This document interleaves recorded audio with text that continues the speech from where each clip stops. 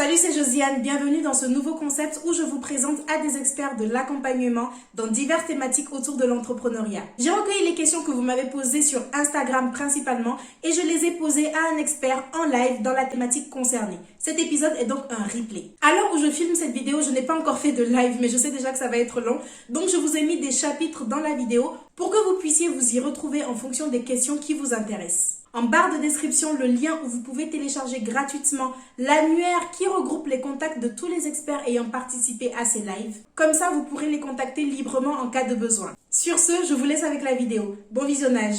À partir d'aujourd'hui et jusqu'au 14 février, je vais faire un live par jour ici sur ce compte Instagram avec un expert qui va répondre à vos questions. Aujourd'hui, on ouvre le bal avec Kantaba qui est comptable, conseillère en gestion financière, en gestion d'entreprise, pardon. Donc, elle va répondre à toutes les questions que vous m'avez posées en story. D'ailleurs, merci à ceux qui ont participé. Salut Kantaba, comment ça va? Salut, ça va et toi? Très bien, merci. Alors, est-ce que tu es prête? Oui, toujours. Merci d'avoir accepté en tout cas de participer.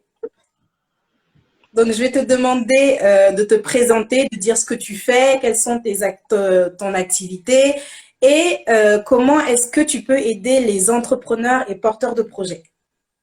Alors, tout d'abord, merci de m'avoir invité à ton live ce soir. Je suis contente.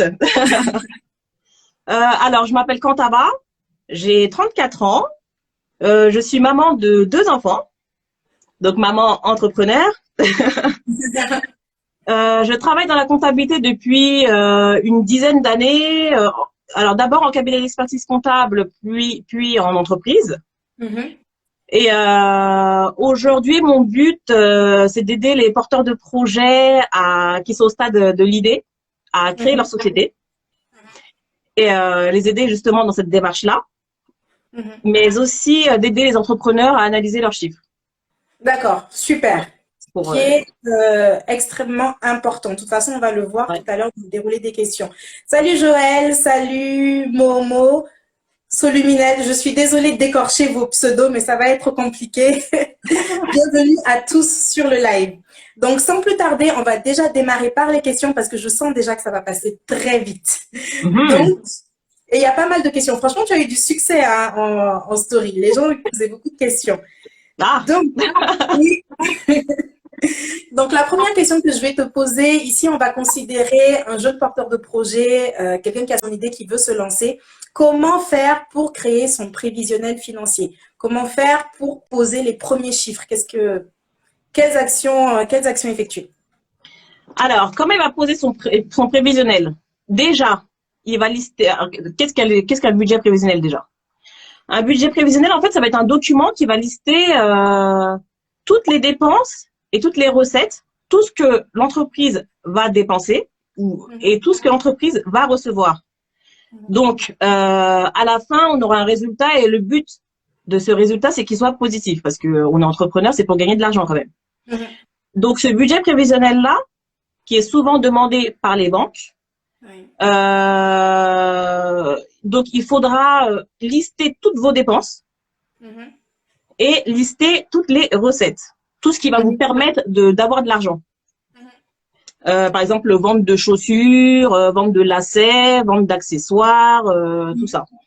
Et donc, pour lister, c'est pas compliqué en soi, mais ce qui est compliqué, c'est de lister déjà toutes les dépenses qu'on aura et aussi de ne pas en oublier.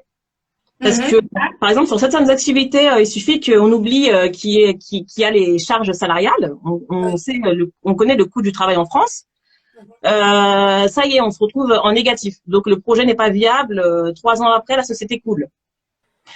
Donc, c'est ça qui est compliqué. Et ce qui est bien aussi dans un budget prévisionnel, c'est qu'on peut voir directement si notre résultat va être positif par rapport aux prévisions qu'on a faites. Et si on voit qu'on a trop de dépenses, par exemple, par rapport aux recettes qu'on a, eh ben, on va économiser sur certaines dépenses. On va se dire, bon, ça, c'est pas prioritaire. On va pas faire ça maintenant. Ça non plus. Ou sinon, on va se dire, ah, il faut peut-être que je vende plus. Il faut pas que je vende 10 chaussures. Il faudra que je vende 20 chaussures. Est-ce que c'est possible ou pas? Ouais. Bah, Surtout ça, oui. un prévisionnel. Tout à l'heure, tu disais justement que l'enjeu aussi, c'est de savoir, de ne pas oublier certaines dépenses. Et tu vois, c'est pas évident quand tu n'as jamais pratiqué une certaine activité de savoir ce qui doit rentrer dans la structure de coût. Donc là, est-ce qu'il y a des conseils spécifiques? Enfin, bien sûr, il faut faire les recherches à fond, mais ça rejoint une autre question qui est quels sont les éléments qui entrent dans la structure de coût d'un projet cosmétique? Ou alors, de façon plus large, comment est-ce que on sait quels frais entrent en jeu? Comment on peut faire ça? On se fait aider ou Bon. Alors, oui, déjà se faire aider parce que quelqu'un d'extérieur verra mieux votre projet parce que vous êtes déjà dedans. oui. Mais la personne extérieure, elle va se dire, mais est-ce que tu as listé cette dépense-là? Est-ce que tu as laissé cette dépense-là? Est-ce que dans ton activité, comment tu vas faire ça en fait? Hein, l'œil externe permet toujours de voir des choses que nous-mêmes, on n'a pas vues. Mhm. Et qu'est-ce que tu avais posé? C'était quoi déjà la question? C'était Ah oui, la question exacte, c'est quels sont les éléments qui rentrent dans la budgétisation d'un projet cosmétique? oui. Alors, il faut réfléchir aussi à, alors toujours côté dépenses, on sait qu'on a des charges fixes, on a des charges variables. Mhm. Les charges variables dans la cosmétique, ça va être, par exemple, si vous vendez, on va dire quoi, du rouge à lèvres, ça va être le prix du rouge à lèvres. Si vous vendez si c'est de l'achat-revente, par exemple, hein. Si vous vendez des boucles d'oreilles, eh ben, les charges variables, ça va être des boucles d'oreilles. Les charges variables, en fait, c'est ce que vous allez acheter et c'est variable, en fait. Ça dépend de Oui, vous, ça dépend de l'activité. Ça veut dire que on va acheter 10 boucles d'oreilles, on va acheter 20 boucles d'oreilles, on va acheter 30 boucles d'oreilles. C'est pas fixe, en fait, par rapport aux charges fixes. Les charges fixes, c'est le loyer, de votre, je sais pas, de votre boutique de cosmétiques. Ça va être l'électricité, ça va être le salarié, ça va être plein de choses comme ça en fait qui sont fixes. Et vous, votre but en fait, c'est que vos ventes couvrent justement ces charges fixes et ces charges variables. et Donc, justement, ça nous amène à une autre question qui est comment on fixe son prix de vente? Parce qu'on voit des entrepreneurs qui se lancent et qui finalement se disent ah non mais je vends pas assez cher, ou alors ils viennent avec le syndrome de l'imposteur en disant je peux pas mettre ce prix-là, je veux absolument être la moins chère du marché, et ils se rendent compte que bah, ce n'est pas viable, c'est pas rentable. Donc comment est-ce qu'on fixe son prix de vente de façon concrète avec son tableur Excel ou peu importe? alors, comment on va fixer son prix de vente? Déjà, on va réfléchir en tant que en plancher et en plafond. Mhm, Plancher, c'est le prix en dessous duquel on peut pas descendre. mhm, Alors, on va dire qu'on peut pas descendre en dessous de ce qu'on a payé en coût. mhm. Oui, Si on a acheté pour 100 euros, on va pas revendre pour 100 euros quand même, puisque le but de l'entreprise, c'est de gagner de l'argent. c'est l'argent. Et de toute façon, c'est interdit. En France, la vente à perte, c'est pas autorisé, sauf certaines conditions, les soldes, les choses comme ça. Donc, déjà, notre prix de base, faut le calculer. On peut pas descendre en dessous de ce prix-là. Mhm. Après, le plus compliqué, c'est de réfléchir à combien on va vendre au maximum, en fait. Oui. Comme tu disais, il y a le syndrome de l'imposteur. Donc, on a peur de vendre trop cher. Mhm. En fait, tout dépend déjà, tout dépend du marché. Mhm. Et donc, avant ça, il va falloir réaliser des études de marché, voir est-ce que, est-ce que le produit que je vais vendre, les gens vont l'acheter, à combien Mhm. psychologiquement ils vont me l'acheter. Mhm. Voilà. Imaginons qu'on ait deux téléphones. Mhm. L'un 300 euros et l'autre coûte 1000 euros. Les deux téléphones font exactement la même chose. Mhm. Ils vont acheter le téléphone à 300 euros. Mhm. Donc, le prix, en fait, il faut qu'il tienne compte de la valeur de ce que vous allez donner au client. Ouais. Si c'est un téléphone à 1000 euros, il faut que le téléphone à 1000 euros, faut qu'il délivre plus de Passe le valeur taf. que le téléphone à 100 euros. Faut Ouais. que les pixels de la caméra soient excellents. Je sais pas moi, il faut pas qu'ils savent qu'à téléphoner. Oui. Et aussi, c'est là que rentre en jeu la stratégie marketing finalement. Parce que la façon dont le téléphone de 1000 euros peut faire exactement la même chose que le téléphone de 300 euros, mais la façon de communiquer du vendeur va faire que bah, on peut se tourner vers le téléphone à 1000 euros. Oui, Alors c'est qu'ils font ça. la même chose. Ouais, c'est ça. Donc, tout l'intérêt aussi. Bah, on peut citer Apple, par exemple, Là, bien sûr. le cas typique. Le téléphone, il coûte plus que le SMIC, mais on Mhm, trouve toujours des personnes pour aller l'acheter alors qu'il y a des téléphones à 300 euros. mhm. Bon, ça fait pas la même chose. En fait, c'est l'expérience client que les gens achètent. Ils achètent parce que Apple peut se connecter à tout. C'est un environnement. En fait, tout est connecté. On va sur son ordinateur, on a toutes ces informations. On va sur son téléphone, on a toutes ces informations. On a, si à toi, je te dis, tu préfères acheter le dernier Apple en ordinateur ou le dernier PC portable, qu'est-ce que tu prends? À moi, Oui. moi, je dirais le dernier PC portable. Ça dépend, en fait. Ça dépend de qui fait quoi. Et Ça pourquoi? dépend des besoins. Le dernier MacBook Pro, tu le prends pas? Je sais pas ce qu'il fait. Je m'y connais pas en Apple ou quoi. Je sais pas ce qu'il fait. Ça dépend. Moi, pour acheter Ouais. quelque chose, surtout quand c'est question d'ordinateur, de téléphone, faut que je Oui. rentre dans la technique de ce que ça va m'apporter par rapport à mon activité, qu'est-ce que je vais faire avec. Donc, c'est vraiment ça, en fait. C'est vraiment le produit qui répond à mes besoins. Alors moi, je me disais avant, je veux pas connaître. Je veux pas connaître comme ça, je sais pas, j'achète pas. Mais j'ai Ouais. vu quelqu'un l'utiliser, le Apple, parce que moi, j'aime pas être dépendant justement D'une seule d'un marque. outil. Voilà. Donc j'ai vu comment ça marchait, les touches et tout ça, la façon dont ça marchait, l'environnement, les applications qu'il y avait dedans, et je me Oui. suis dit, oh, c'est ça que je veux. Alors qu'à la base, je voulais pas. Ouais. Donc en fait, l'expérience qui délivre, c'est ça qu'on achète. Et c'est pour ça Mm. qu'on accepte de payer plus cher. Plus Donc cher. ton prix de vente, en fait, il est variable. Tout dépend de la valeur que tu vas donner au client. Si tu donnes beaucoup de valeur, et ben, plus tu vas donner beaucoup de valeur, plus la personne sera enclin à payer cher ton produit ou ton service. Salut l'année, bienvenue sur le live. Oui, le direct sera enregistré et il sera en fait rediffusé sur ma chaîne YouTube en replay. Donc, je posterai le replay demain, mardi. Donc voilà. Et donc de façon concrète, est-ce que parce que il y a, c'est pas qu'il y a plusieurs méthodes. Enfin si, j'ai l'impression qu'il y a plusieurs méthodes et surtout il y a plusieurs écoles. J'ai l'impression pour fixer son prix de vente parce qu'il y en a qui disent tu mets toutes les charges dedans. Soit tu fonctionnes en objectif de vente en te disant bon je mets pas par exemple tel salaire ou telle charge, mais je fonctionne en objectif de vente. Ou alors je mets absolument toutes les charges que j'ai dès le départ dans le prix de vente. Au pire, j'amortis, sauf que cette méthode-là, elle fait quand même gonfler le prix. Donc, toi, Ouais. de quelle école tu es? Si vraiment c'est qu'il y a plusieurs écoles, c'est quoi la méthode concrète de façon technique? Alors, il n'y a pas de méthode, il y a pas de méthode, on va dire vraie. Mhm, Moi, personnellement, moi, je suis pour la méthode où on gagne notre argent directement, où c'est rentable direct. mhm, Pour pas prendre où c'est rentable, pas peut-être pas tout de suite, mais au moins à la fin de l'année. mhm, Parce que par rapport, ça dépend du secteur en fait. Parce que dans l'industrie, là où on fabrique, je sais pas, des voitures, le mhm. premier mois on n'est pas rentable, le deuxième mois on n'est pas rentable, le troisième mois non plus. Peut-être qu'on est rentable à partir du 11e mois seulement.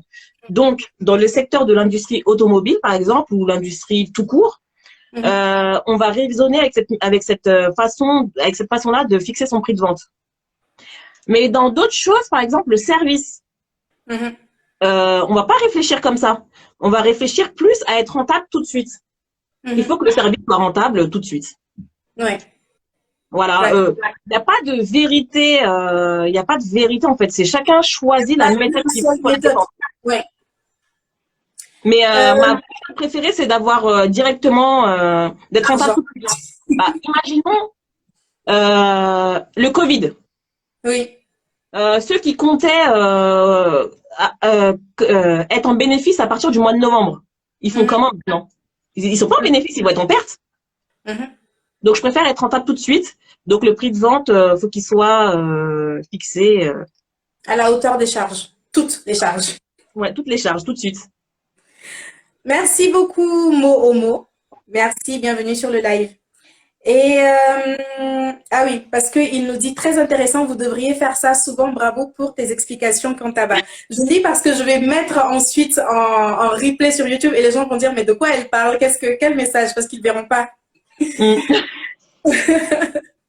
Alors la prochaine question, On va plutôt parler de financement maintenant. On est toujours porteur de projet. On a fait notre budget prévisionnel, sauf que là, on se rend compte que, oula, ce projet-là, il nous coûte cher. Ce qui peut arriver souvent dans le domaine des cosmétiques et qu'il va falloir aller demander de l'argent. Déjà, la première question, c'est comment faire lorsqu'on a un projet, mais pas assez de financement? Quelles sont les options qui s'offrent à nous? On a un projet, mais on n'a pas assez de financement. On n'a pas assez de financement. Bah, on a tout. On s'assoit. On fait rien. Et on déprime. On déprime. Ou sinon on fait autre chose. En fait, c'est à ce stade-là qu'on voit si le porteur de projet, c'est vraiment un entrepreneur ou pas. Le vrai entrepreneur, il va se dire, ah, j'ai pas assez de financement, c'est pas mon problème, je vais aller chercher. Je vais aller demander à mes amis, je vais aller demander à ma famille, je vais aller demander à d'autres banques, parce qu'il y a pas qu'une, il y a des gens qui vont aller voir qu'une seule banque, qui leur a dit non, et ça y est. C'est vrai. Non, si vous êtes à fond dans votre projet, vous allez dans toutes les banques.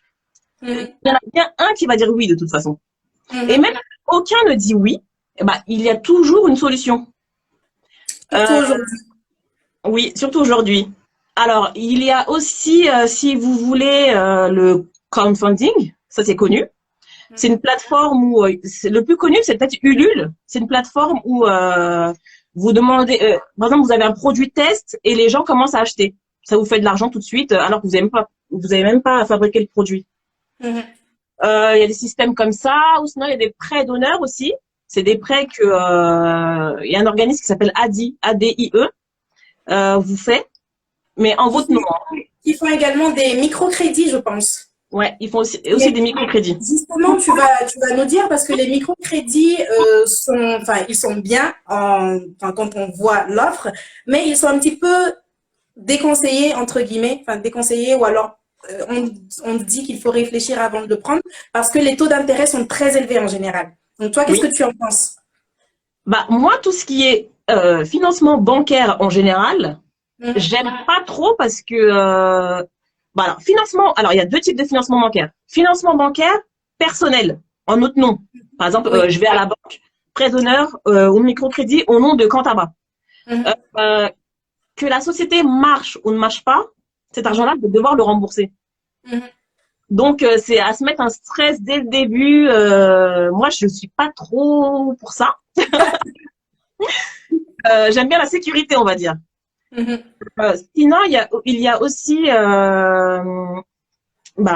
le prêt au nom de la société, le prêt bancaire au nom de la société. Ça veut dire que si vous n'arrivez pas à rembourser la banque, on va dire c'est pas grave entre guillemets. Vous aurez à rembourser, vous perdrez que votre capital de départ et c'est tout. On va pas vous poursuivre, on va pas vous prendre votre maison, on va pas vous prendre votre voiture parce que vous n'avez pas remboursé le crédit. Donc c'est moins stressant. C'est très intéressant ce que tu dis parce que ça fait également entrer en jeu les garanties. Parce que parfois, on demande un prêt professionnel à la banque et ils nous demandent une caution personnelle. Et il y a des gens qui acceptent à tort et justement, c'est très risqué d'aller là. Il y a des garanties qui peuvent être données par certains services aussi, selon la localité. Donc, bien se renseigner par rapport à ça. Mais c'est vrai que c'est un vrai tu soulèves, le problème des garanties finalement. J'ai envie de dire, vous avez pas, hein. Vous prenez au pire un travail de salarié à côté et vous financez si vous êtes à fond, de toute façon, vous allez le faire. Vous financez l'activité. Bon, après, si ça coûte 50 000 euros, oui, les 50 000 euros, ça va mettre du temps pour les avoir, mais on les aura. Tant qu'on veut, de toute façon, on peut. Alors, Momo dit, si le projet est solide et bien défendu, il y a des concours de projets avec des prix à la clé afin de motiver les jeunes startups. Effectivement, il y en a beaucoup aussi. Après, est-ce qu'il faut vraiment compter dessus pour stratégie de financement? C'est un peu, parfois, moi j'ai fait des concours où il y avait 100 candidats et une seule personne qui gagne tout l'argent à la fin. Donc, en termes de stratégie, c'est pas forcément la stratégie sur laquelle miser, mais c'est vrai qu'il y en a énormément, donc chacun a ses chances. Ça permet de s'entraîner sur son projet, on va dire. Oui, ou c'est comme, après je fais des discrétions par rapport à la télé-réalité. C'est peut-être pas nous qui gagnons à la fin, mais quelqu'un nous voit. Là, c'est pour la visibilité surtout. Donc, on se dit, ah, bah, peut-être que j'aurais été repérée par cette personne-là, elle viendrait me voir à la fin, même si je gagne pas le concours à la fin, bah, peut-être que il y aura un autre chemin. Salut Floriane, bienvenue sur le live. Marcel nous dit, du coup, pour ceux qui en est, les soucis de ce type de concours, c'est le vol de l'idée. Moi, on m'a déjà parlé de vol d'idées pour un concours en Côte d'Ivoire, mais sincèrement, après, je ne connais pas le marché de la Côte d'Ivoire, surtout tout ce qui est start-up. Mais en France, franchement, la probabilité que ça arrive, je ne sais pas. Mais il y en a beaucoup qui le craignent aussi. Est-ce que tu penses que c'est justifié ou pas? Moi, je dis non parce que l'idée, c'est qu'une idée en fait. Hein. Après, personne ne va faire son idée, personne ne va réaliser l'idée comme chacun va être différent, on va dire. C'est ça, ouais, dans la réalisation. Et il y en a qui vont avoir l'idée, qui vont jamais passer à l'action. Moi, par exemple, je peux avoir une idée comme ça, je vais le dire à quelqu'un, mais moi, je vais jamais le faire. Donc, peut-être que l'autre va le faire. Qu'est-ce qu'il y avait comme exemple? Je sais plus. On peut avoir une idée de toute façon, quelqu'un d'autre la reprend, mais il va jamais faire comme nous. C'est Donc, si vrai vous aussi. avez une idée, bah, lancez-la, hein. Mais c'est pas de bonne idée. Tout le monde fait la même chose. Tout le monde fait la même chose en vrai. Il faut juste se démarquer. Se démarquer. Et aussi, il y a la personnalité de l'entrepreneur et ses propres motivations, ses valeurs qui se ressentent auprès de la clientèle. Donc ça aussi, ça peut être un critère différenciant finalement. Oui, ouais, exactement. La prochaine question, comment mettre toutes les chances de notre côté pour que notre dossier soit accepté par la banque? Alors, pour que le dossier soit accepté par la banque, déjà, il faut connaître son projet par cœur. On vous pose une question, vous répondez, vous savez. Vous savez de quoi? Ouais. Vous savez. Il faut que le banquier en fait ait confiance en vous et sache que vous connaissez votre projet, vous le maîtrisez à fond. C'est comme on va dire, c'est comme une opération séduction. Faut présenter un beau projet au banquier. Faut être, bah déjà, faut venir de manière présentable aussi devant le banquier. Oui. Et pas en avec ses sandales. Ou casquette à l'envers. Bah, parce que le banquier, en fait, c'est pas notre ami. Le but de la banque, c'est de faire de la rentabilité lui aussi de son côté. Il n'est pas là pour donner de l'argent comme ça aux gens. Lui, en fait, il te donne de l'argent et il veut récupérer son argent. C'est pas son but. Lui, il va avoir de l'argent. Donc voilà. Et pour mettre le projet de son côté aussi, il faut ramener un apport. De préférence 30%. En général, de préférence 30% pour montrer au banquier qu'on prend aussi des risques comme lui. Parce que si on arrive devant le banquier et qu'on lui dit bah moi j'ai rien à mettre, j'ai rien, tu vas prendre de risques. Si ça marche pas, moi je vais me coucher. Par contre vous, voilà. Je sais pas. Au moins il verra qu'on est motivé et que nous aussi on a mis de l'argent dedans parce qu'on n'a pas envie de perdre ce qu'on a mis dedans quand même. Donc, le banquier aura plus confiance. C'est comme, oui, on va draguer le banquier en fait. Hein. Il faut que le dossier soit béton, non, bien préparé en fait, un dossier bien préparé. Pas sur des feuilles à carreaux comme ça, on a écrit 3 bibouilles sur la feuille. Non, des photos, un PowerPoint, un beau truc, un beau projet. Merci, merci Floriane. Floriane dit qu'elle attendait tellement le live. Merci Floriane. Salut Adé, salut Clément, bienvenue sur le live. Tout à l'heure, aussi, tu as évoqué la question du risque. Il y a beaucoup de gens qui se plaignent que la banque ne prend pas de risque. Et nous, on avait un intervenant dans un incubateur qui nous disait, mais c'est pas le rôle de la banque, en fait, de prendre des risques. Si vous voulez quelqu'un qui prend des risques, vous allez voir des capital risqueurs ou je sais pas, mais vous n'allez pas forcément vous adresser à la banque. Mais en termes de chiffres, quels sont les chiffres que le banquier pourrait regarder? Quels sont les chiffres à maîtriser? Parce que c'est vrai que quand on est débutant, quand on ne s'y connaît pas en comptabilité, on a un budget prévisionnel très bien fait avec je ne sais quel logiciel, mais nous, on ne maîtrise pas tous les chiffres. Donc, quels sont les chiffres clés pour une entreprise que le porteur de projet doit maîtriser? Bah alors, le banquier, déjà, il va regarder la marge. Il va regarder, alors, je fais vente moins achat. Qu'est-ce que je pourrais donner comme exemple? Je sais pas. On va dire Vente, on va dire, c'est plus facile sur les activités de négoce. On va dire, on va acheter un ordinateur. On va acheter un ordinateur à l'étranger et on va le revendre autre part. On va regarder combien ça fait la différence. Si la différence, ça fait 10%, 20%, 30%, plus la marge est élevée, plus la différence entre ce qu'on a acheté et ce qu'on a vendu est élevée, et plus la banque va être contente. Parce qu'elle va dire, ah, eh ben, il pourra payer ses charges fixes avec la marge qu'il fait. En fait, le but, c'est d'avoir une grosse marge. Mais il n'y a pas que ça d'important, en fait. Il va prendre aussi la marge ou une autre ligne, en fait, qui s'appelle l'excédent brut d'exploitation. C'est vraiment ce qu'on fait avec l'exploitation, avec son exploitation, son activité. Et il va comparer ça avec les autres sociétés du même secteur. S'il voit que ton excédent brut d'exploitation à toi, ton activité, elle rapporte pas beaucoup par rapport aux autres secteurs, il va se dire, ah, mais c'est bizarre ça. C'est bizarre, ces chiffres ne sont pas bons. Parce que dans le secteur, c'est pas ça qui se fait. Après, si c'est une start-up, on n'a pas de visibilité, c'est nouveau, on connaît pas. Donc, eux, ils peuvent se permettre de mettre des choses, on va dire, irréalistes, entre guillemets. Qui existent pour de vrai. Non, elle va avoir des normes, en fait. Il faut aller voir les autres sociétés du même secteur qu'elles font comme marge et voir si on est logique par rapport à elles. Est-ce que tu as des plateformes à conseiller où on peut voir l'excédent brut d'exploitation d'autres sociétés?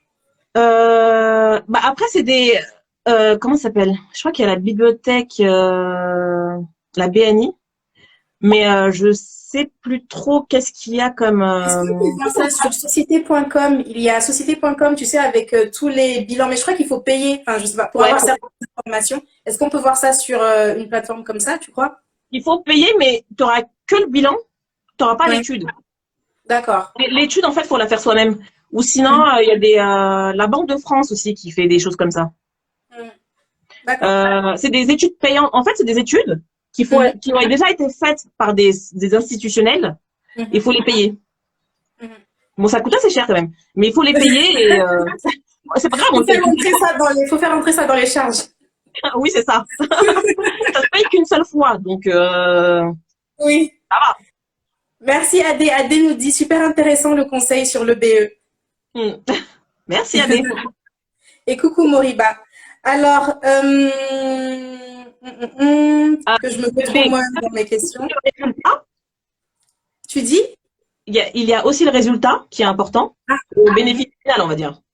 Si à la fin de l'année, on finit en perte, pour pouvoir justifier pourquoi, justifier que la première année, par exemple, on avait prévu de ne pas faire de bénéfice, mais que le matériel qu'on a acheté, surtout dans l'industrie, ça aussi, que le matériel qu'on a acheté coûte cher la première année, mais va amortir et on fera du bénéfice la deuxième année ou la troisième année. En fait, il faut justifier. Il faut justifier, oui. Il faut qu'il y ait de bonnes raisons. Si au bout de la cinquième année, le résultat est toujours négatif, c'est qu'il y a un problème. Il y a un problème. Il y a un problème. Chachou nous dit à la BNI, c'est gratuit normalement. Merci beaucoup pour le partage d'informations. Justement, avec la façon dont tu parles, j'ai l'impression que, en tout cas, moi, ce qui m'a aidé dans ma recherche de financement, c'est le fait de faire appel à un professionnel. Du coup, toi, qu'est-ce que tu conseilles pour choisir son comptable? Qu'est-ce qu'il faut poser comme question? Comment est-ce qu'on sait que cette personne-là, elle va vraiment m'aider en tant que moi, disons que je suis vraiment jeune créateur d'entreprise, je n'y connais rien à la comptabilité, je n'y connais rien à la gestion d'entreprise et même à la gestion financière d'entreprise. Comment je choisis la personne qui va m'accompagner, qui va limite me tenir par la main et me dire, écoute, faut aller par là. Quand tu dis comptable, tu parles de l'expert comptable ou tu parles de comptable? Je parle d'un cabinet d'expertise comptable. Alors, l'expertise comptable, c'est celui qui va… Alors, toi, tu parles au stade, quand on est toujours au stade de l'idée. Oui, on est toujours au stade de l'idée. Par exemple, là, je veux lancer mon projet, mais je fais de la recherche de financement, comme on en parlait tout à l'heure.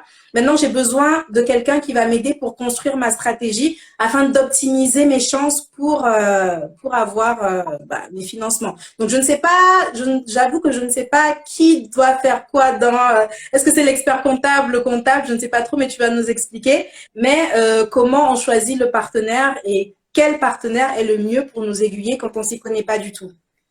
Alors, l'expert comptable s'occupe surtout du business plan en fait. Mhm. Il va te poser les questions, il va te dire alors c'est quoi ton projet, à qui ça s'adresse, mais c'est pas le spécialiste de ça, on va dire. Mhm. La spécialité de l'expert comptable, c'est de faire ta comptabilité. Mhm. Respecter tout ce qui est juridique, tout ce qui est Mhm. faire ton bilan, ça c'est son activité principale. Mhm. Après, il a des activités, on va dire accessoires comme le business plan et des choses comme ça, mais c'est pas celui qui va aller chercher pour toi Mhm. l'information.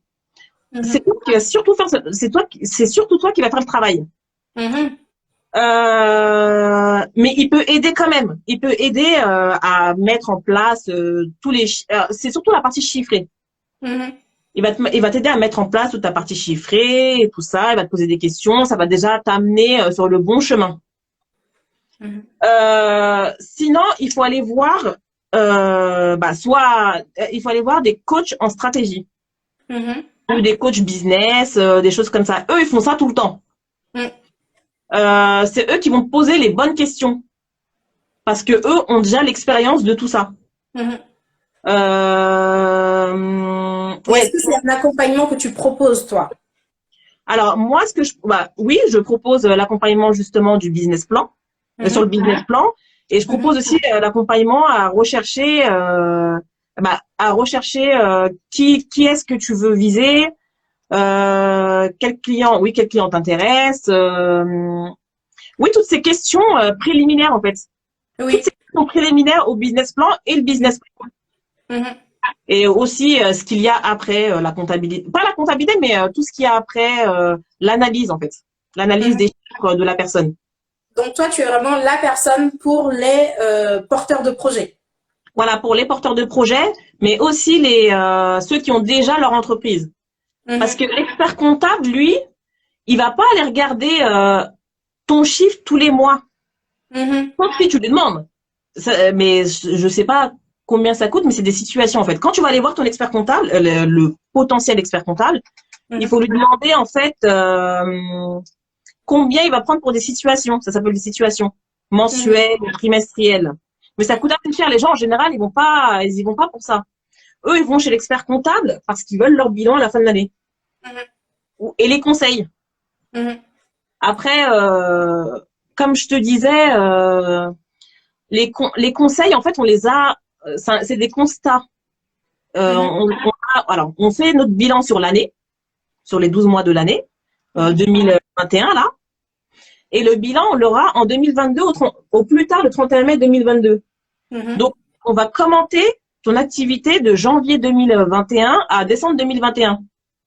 Mais imaginons que si ça s'est bien passé, tant mieux. Mais si ça s'est mal passé, on fait comment?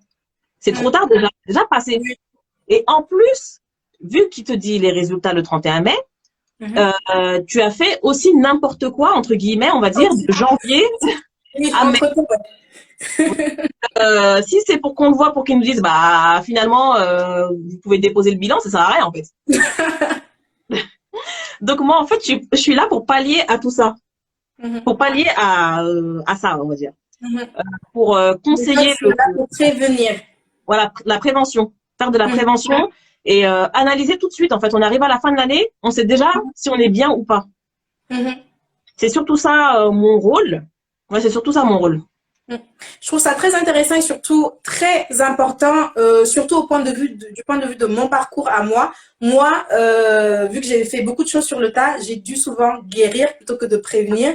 Et si j'avais eu dès le départ, je pense qu'au départ aussi, les entrepreneurs, quand ils voient certains coachs ou certains accompagnateurs, ils se disent, ah, c'est encore une dépense, je préfère le faire. Mais au final, lorsque vous avancez, vous vous rendez compte que vous avez perdu encore plus d'argent que si vous aviez payé juste au départ, en fait. Moi, j'ai dû prendre ensuite du coaching en gestion financière et j'aurais gagné tellement de temps et tellement d'argent si je l'avais fait au tout début parce que j'aurais eu les bases dès le départ pour Oui. bien avancer, pour bien ficeler mes stratégies. Et je pense que s'il y a des postes clés comme ça, il y a des accompagnements importants auxquels il faut vraiment penser et qu'il faut vraiment inclure dans son budget dès le départ quand on est entrepreneur. Bah, comme accompagnement important aussi, il y a le mindset, l'état d'esprit, parce que des fois, on peut avoir la meilleure idée du monde, mais on la réalise pas. On la Oui, réalise pas voilà, parce que dans notre tête, il y a des pensées limitantes. Donc, c'est bien aussi d'aller consulter des coachs. J'en connais une spécialement.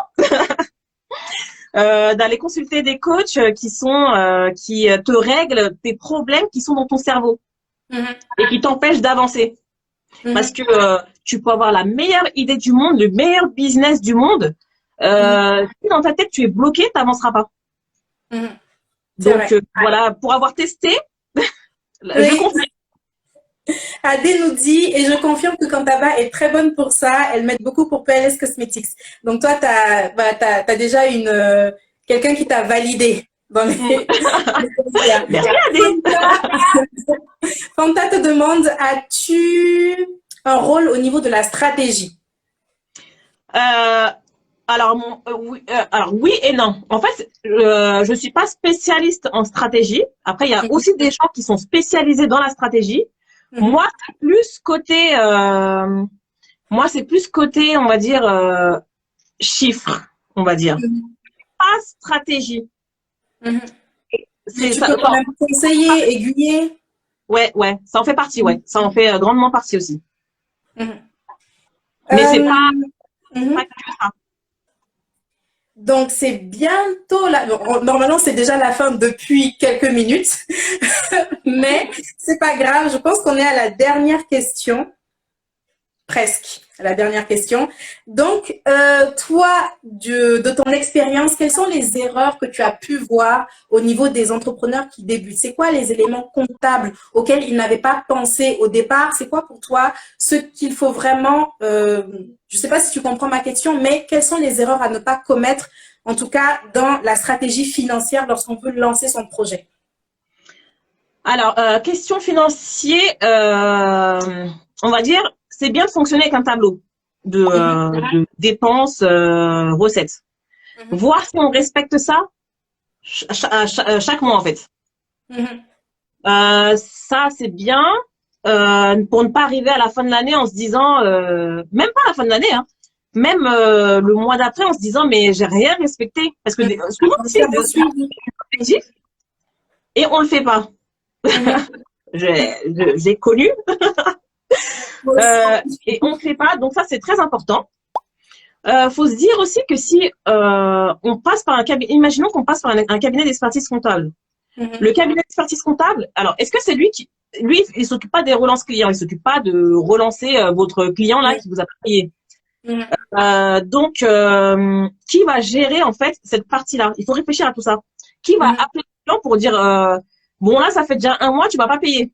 Si vous avez un peu, pas ce caractère-là, mais vous avez un peu honte de réclamer l'argent, en fait, vous n'allez jamais le réclamer. Et comme on sait, la trésorerie, en fait, c'est le nerf de la guerre. Ce qui est important dans une entreprise, surtout, c'est la trésorerie. Sans trésorerie, bah, de toute façon, on est avec le contexte actuel, on le voit encore très bien. Sans trésorerie, eh ben, on va dire qu'on est un peu foutu. Donc, pour la personne qui va rechercher justement cet argent-là pour le rapatrier dans l'entreprise. Qui va régler les factures fournisseurs? En fait, qui va s'occuper de l'administratif? C'est ça aussi, parce qu'ils ils aiment pas. Qui va payer les fournisseurs? Qui va s'occuper de tout ça? En fait, tout le côté administratif, tous les courriers qu'on reçoit, les faux courriers qu'on reçoit, parce que dès qu'on vient de créer une société, on reçoit plein d'arnaques. Il faut payer l'affichage obligatoire, il faut payer le numéro de TVA alors qu'il n'y a rien à payer du tout. Alors qu'il n'y a rien, ouais. Oui. Ne surtout pas communiquer ses coordonnées ou quoi, parce que c'est faux. Rien. Ou taper, ou demander ou taper sur Google le nom de. Tout le monde dira que c'est une arnaque de toute façon. Mais souvent, il y a des gens qui payent, ils ne savent pas. Ils pensent que c'est important. Oui. C'est important aussi de connaître toutes les charges qui vont tomber, tous les Mhm. impôts qui vont tomber. Par exemple, la CFE, les gens sont pas au courant, mais c'est une taxe qui tombe comme ça. On sait jamais combien c'est, mais ça tombe, hein. Donc, Il faut être préparé, en fait. Il faut être préparé à tout ça. bah Donc, justement, est-ce qu'il y a une plateforme qui regroupe à peu près toutes les informations sur tout ce qui est taxes? Parce que c'est beaucoup de choses à connaître et quand on est débutant, on ne le sait pas forcément. Donc, est-ce qu'il y a des ressources où on peut directement aller voir, comme ça, on sera prévenu peut-être un an à l'avance ou en tout cas plusieurs mois à l'avance? franchement, j'ai pas vu. Il y aura plein d'informations, mais Partout. ce sera jamais ciblé, ça peut être une idée, ça. Ce Ouais, sera bah jamais oui. ciblé, que pour l'entrepreneur. Il y aura que ça. En fait, il n'y a pas tout. Faut Mhm. aller chercher des informations par là, des informations par là, des informations par là. Donc, vaut mieux avoir une seule personne qui a toutes les informations directement, comme ça, au moins, on va dire qu'on est prévenu sur tout. Mhm. Alors, Momo nous demande, Kantaba, est-ce que tu proposes tes services à distance, par exemple en Suisse? Alors, en Suisse, pour le business plan, ça peut être bon, mais s'il y a des taxes spécifiques de Suisse, je les connais pas, moi. Faudrait que je les étudie, en fait. Mhm. Mais D'accord. après, de toute façon, tout est possible, hein. Après, c'est juste la recherche d'informations. Mhm. Alors, Fanta, je ne comprends pas très très bien ta question parce que, est-ce que c'est une question déjà? Parce que tout à l'heure, je pensais que c'était une recommandation. Elle met mettre en place un calendrier. Est-ce que c'est un conseil que tu donnes? Mais en haut, je vois que tu marques conseil en chiffres. Donc, est-ce que tu demandes à Kantaba si elle... Est-ce que tu peux me repréciser, s'il te plaît? En attendant, je vais passer à la dernière question du live, qui est une question qui est plutôt généraliste. Généraliste. C'est, peut-on créer sa boutique en ligne avec un master en management, parcours entrepreneuriat? C'est une personne qui a passé un master en management, ça, et qui se dit, Oui, un master en management, parcours entrepreneuriat. Et qui demande si elle peut créer sa boutique en ligne. Je pense que, enfin, je crois que j'ai parlé avec la personne en DM et je pense qu'il s'agit de savoir si ce master en particulier, même si il n'est pas forcément intitulé pour créer boutique en ligne. Enfin, je sais pas, j'ai l'impression que c'est est-ce qu'on peut faire une certaine formation et après aller créer son entreprise enfin, dans un autre domaine, j'imagine. bah, j'ai envie de dire, franchement, même avec un bac -10, on peut créer une boutique en ligne. Avec tous les diplômes, on peut créer une boutique en ligne. En fait, alors en droit des sociétés ou en droit généralement, on peut créer une société tant qu'on est majeur ou émancipé. Mhm. Après, si la question porte sur le côté technique, création d'une boutique en ligne, on va dire, si la personne ne sait pas le faire ou si quelqu'un d'autre ne sait pas le faire, il y a plein de sites comme par exemple 5euros.com ou Fiverr qui peuvent nous aider justement à Mhm. créer cette partie-là. Donc, on peut déléguer cette partie-là à un freelance qui se trouve sur cette plateforme-là, Fiverr ou 5euros.com, ou quelqu'un d'autre. Il y a plein de personnes qui font ça, qui créent des Mhm. boutiques pour les personnes. Mhm. Alors, si elle a suivi un cours de management spécialité entrepreneuriat, bah, ça peut être qu'un plus en fait. Mhm. Elle, ça lui prendra moins de temps et elle comprendra plus vite. En fait, ça va aller du tac au tac dans Mhm. sa tête. Elle sait déjà ce qu'il faut faire. Peut-être qu'elle n'a pas la certitude, mais elle sait déjà ce qu'il faut faire. Et donc, D'accord. elle perdra moins de temps. Mhm. Ouais. Après, si c'est en lien, parce que je sais plus, je sais pas très très bien, mais peut-être voir aussi, parce qu'en DM on parlait aussi d'entretien, je crois, donc peut-être voir auprès du master lui-même ce qu'il permet de faire, parce que enfin, c'est une longue histoire, il y a un contexte, donc, voilà. En Ouais. fait, Fanta dit, je proposais de qualifier Kantaba de coach en analyse financière. Est-ce que Ah, cet intitulé te plaît? oui, oui, c'est bien, mais en fait, c'est pas que ça, on va dire. Oui, ça c'est beaucoup plus. Ouais, c'est voilà. Ok, ben en tout cas, merci Fanta pour la suggestion. Parce que l'analyse Euh, financière, c'est quand l'entreprise. L'analyse financière, en fait, c'est quand l'entreprise. Oui, c'est l'analyse financière, mais quand l'entreprise existe déjà. Avant ça, c'est plus du conseil, de l'accompagnement, du suivi. mhm. Peut-on avoir des renseignements sur une création, mais sans savoir exactement ce que l'on veut. Alors, je suis désolée, en soirée, je deviens aveugle parce que je suis très fatiguée. Sur ce que l'on veut, car j'ai une idée, mais pas possible, mais si possible dans 3 ans.